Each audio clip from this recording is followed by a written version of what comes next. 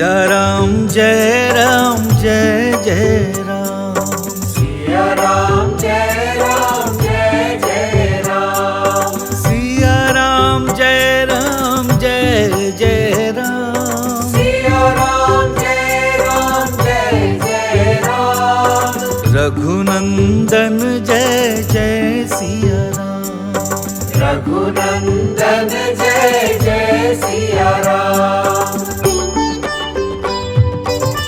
जय जय श्री सीताराम। प्रिय भक्तजनों, रविंद्र जैन ग्रुप द्वारा प्रस्तुत की जा रही सुनो श्री राम कहानी के पिछले एपिसोड में आप सबने सुना कि कैसे भगवान श्री राम सीता जी और लक्ष्मण जी के सहित अपने वन गमन की यात्रा को आगे बढ़ाते हुए चित्रकूट आते हैं और वहां पर्णकुटी बनाकर पुण्य सलिला मंदाकिनी नदी, जिसका प्राचीन नाम माल्यवती है, उसके किनारे पर निवास करने लगते हैं।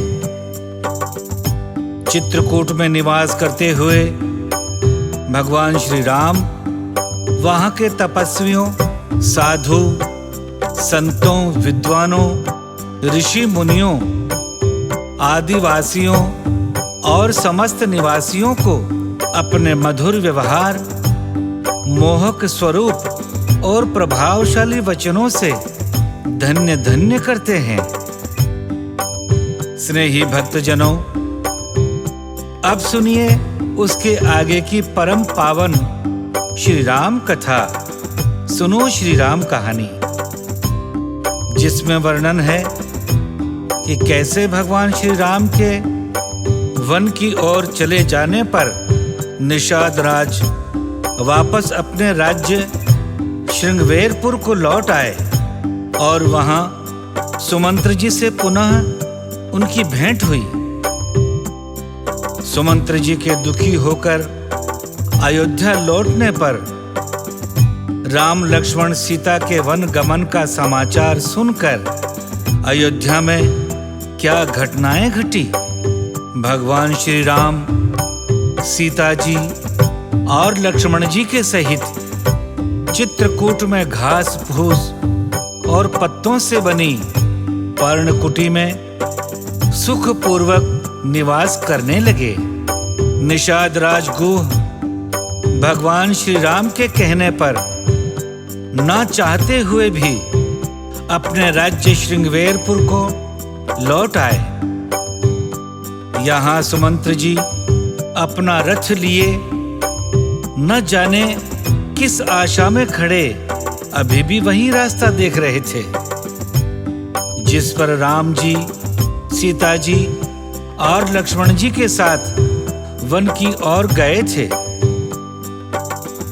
सुमंत्र जी तो राम जी के पिता समान मंत्री थे, उनका दुखी होना स्वाभाविक है, किंतु रथ के घोड़े भी भगवान श्री राम के चले जाने से इतने दुखी थे कि वे बार बार उसी दिशा की ओर देख देख कर हिनहिना रहे थे जिस ओर राम जी गए थे। राम जी के वियोग में उन्होंने घास खाना, पानी पीना, सामान्य रूप से जीना छोड़ दिया था।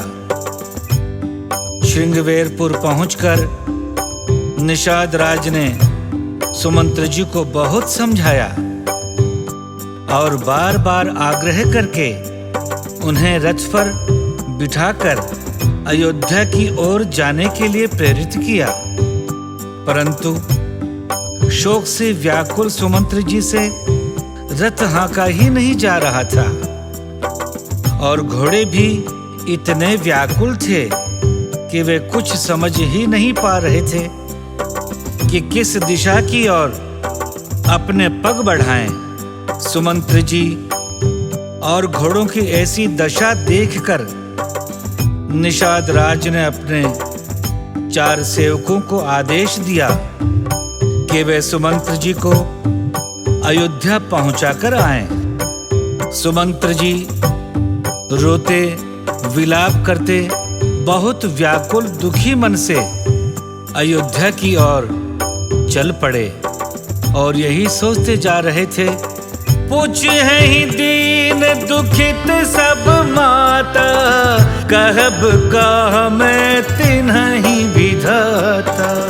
जो पूछे ते ही उत्तर देबा, जाई अवध अब यह सुख लेबा। मेरे अयोध्या पहुंचने पर जब दीन दुखी सभी माताएं मुझसे पूछेंगी, तब हे विधाता मैं उन्हें क्या उत्तर दूंगा? जो भी पूछेगा कि राम लक्ष्मण सीता कहाँ गए, अब उन सबको उत्तर देना पड़ेगा।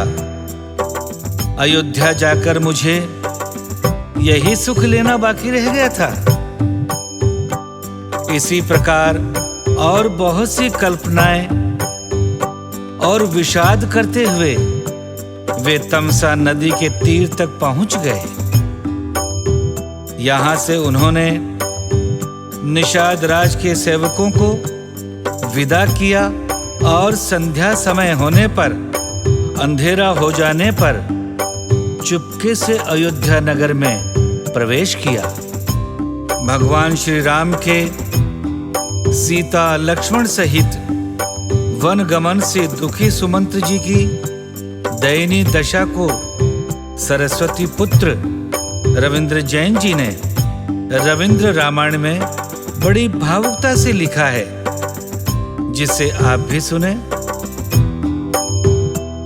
लिए घोर निराशा ग्लानि शोभ दुख मन में, वे जैसे तैसे पहुँचे राजभवन। वहाँ प्रश्न भरी दृष्टियां उठी मंत्री पर, सब पूछ रही कहाँ सिया लखन कहाँ रघुवर। चुपचाप महाराज दशरथ के महल में आ गए और उन्हें सीता लक्ष्मण सहित प्रभु श्री राम के वन की ओर चले जाने का समाचार कहकर सुनाया। साथ ही सुमंत्र जी ने राम जी का संदेश भी दशरथ जी से कहा कि राम जी ने कहा है कि पिताश्री, आप हमारी किसी भी प्रकार की चिंता ना करें। आपके आशीर्वाद से हम वन में सकुशल रहकर आपके वचन पूरे करके अयोध्या वापस आएंगे। रविंद्र रामायण में लिखी रविंद्र जैन जी की ये कुछ चौपाइयां इस प्रसंग पर बरबस स्मरण हो जाती हैं। चिंता सिया राम लक्ष्मण की, कर न बढ़ाए पीड़ा मन की। छोड़े यदि पतवार खीवैया, कैसे पार लगे फिर नैया। पितु पर आश्रित हैं माताएं, स्थिर रहकर उन्हें धीर बंधाएं।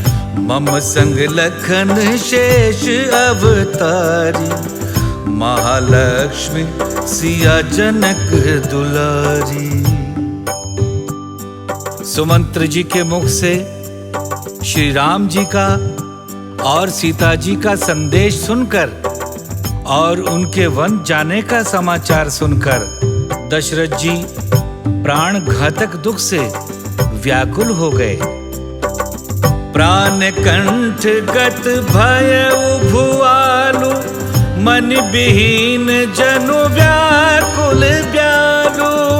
इंद्रिय सकल विकल भई भारी, जनु सर सर सिज बन बिनु बारी। कहाँ लखन कह राम सनेही, कह पुन पुत्र वधु वैदेही, तापस अंध साप सुधियाए, कौशल्य ही सब कथा सुनाई। प्रभु श्री राम वन को चले गए, साथ में सीता जी और लक्ष्मण जी भी चले गए। यह सुनते ही दशरथ जी के प्राण कंठ में आ अटके। वे ऐसे तड़पने लगे जैसे मणि खो जाने पर नाग तड़पने लगता है। उनकी सारी इंद्रियां शिथिल होने लगीं, आंखों से दिखना कम होने लगा, कानों से सुनाई देना कम होने लगा, मुख से बोलने का स्वर धीमे होने लगा। कौशल्या जी ने उनकी यह दशा देखी तो वह समझ गईं कि दशरथ जी के प्राणों पर संकट आ पड़ा है। उन्होंने दशरथ जी को बहुत समझाया कि आप धीरज धारण करें।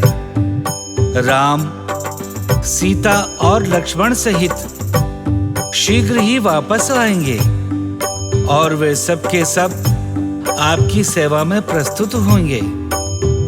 परंतु दशरथ जी को अपने दुख का कोई अंत नहीं दिख रहा था।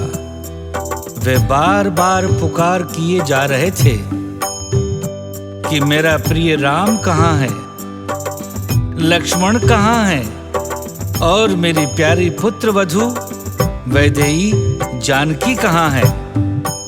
इस प्रकार रोते बिलखते दशरथ जी को अंधे तपस्वी के श्राप का स्मरण हो आया। उन्हें यह आभास हो गया कि अब उनके प्राण नहीं बचेंगे। ऐसा आभास होते ही दशरथ जी ने कौशल्या आदि रानियों को बुलाकर उनसे वे सारा वृतांत कह सुनाया, जिसके कारण उनके प्राणों पर यह संकट आया है। अपने प्राणों को शरीर से प्रस्थान करने के लिए उतावले देख दशरथ जी रो पड़े। हा रघुनंदन प्राण प्रीते, तुम बिन जियत बहुत दिन बीते। हा जानकी लखन हा रघुबर, हा पितु हित चित चातक जलधर। राम राम कही राम कही, राम राम कही राम। तनु परिहरि रघुबर बिरह, राव गए सुरधाम। अपने प्राण समान प्रिय पुत्र राम, पुत्री समान परम प्रिय सीता और अपने जीवन के समान अति प्रिय पुत्र लक्ष्मण के वियोग में रोते हुए दशरथ जी कह रहे हैं, हे प्राण के समान प्रिय पुत्र रघुनंदन राम, तुम्हारे बिना जीते हुए बहुत दिन बीत गए। हाय पुत्री जानकी, हाय लक्ष्मण, हाय रघुनंदन राम, तुम तो स्वाति की बूंद के समान अपने चातक रूपी पिता के लिए सुखदायक थे।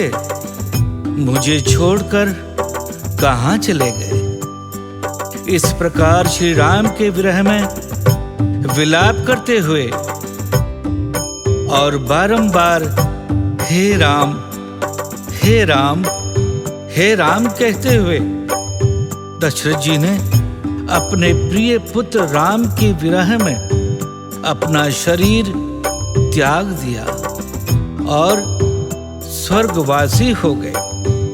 प्रिय भक्तजनों, सुनो श्री राम कहानी में आज की कथा यहीं तक। अगले एपिसोड में हम आपको वो कारण बताने का प्रयास करेंगे जिस कारण से दशरथ जी को पुत्र वियोग सहना पड़ा और अपने प्राण त्यागने पड़े। इस परम पावन और परम कल्याणकारी श्री राम कथा को सुनने और इसकी परम उपयोगी शिक्षाओं को जीवन में उतारने के लिए हमारी प्रस्तुति को अनवरत सुनते रहें। हमारे चैनल को सब्सक्राइब कर लें और हमारे साथ जुड़े रहें। पुनः जय जय श्री सीताराम। सिया राम जय राम जय जय राम। सिया राम जय राम जय जय राम। सिया राम जय राम जय जय राम। सिया राम जय राम जय जय राम। रघुनंदन जय जय सिया राम। रघुनंदन जय जय सिया राम। रघुपति राघव राजा राम। रघुपति राघव राजा राम।